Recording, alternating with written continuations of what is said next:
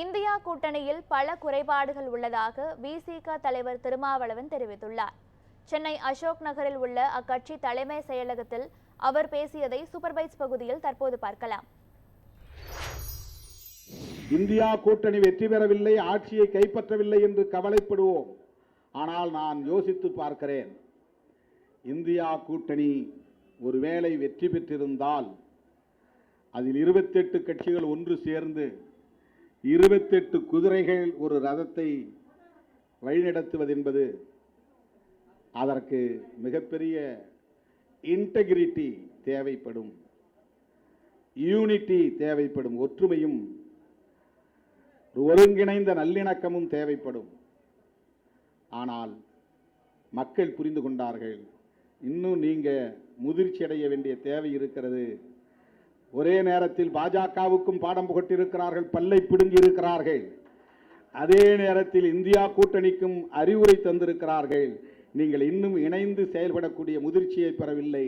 மேற்கு வங்கத்திலே காங்கிரசும் திரிணாமுல் காங்கிரசும் தனித்து போட்டியிடும் நிலை, கேரளாவிலே அப்படி தனித்து போட்டியிடும் நிலை, ஆங்காங்கே இப்படிப்பட்ட சில குறைபாடுகளும் இந்த கூட்டணியில் இருக்கிறது.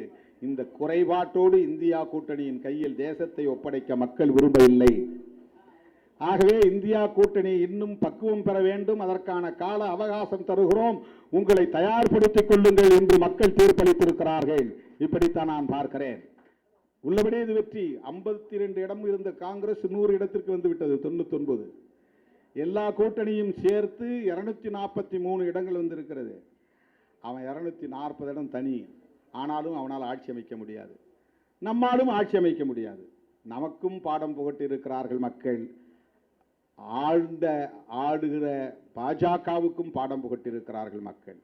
தனித்தே 300 இடங்களில் வெற்றி பெறுவோம், கூட்டணி சேர்த்து 400 இடங்களில் வெற்றி பெறுவோம், நாங்கள் கண்ட கனவை நனவாக்கப் போகிறோம், சாவர்கரின் கனவை நனவாக்கப் போகிறோம் என்றெல்லாம் பிதற்றிக் கொண்டு திரிந்த பாஜகவின் நச்சுப்பல்லை பிடுங்கி இருக்கிறது இந்த தேர்தல்.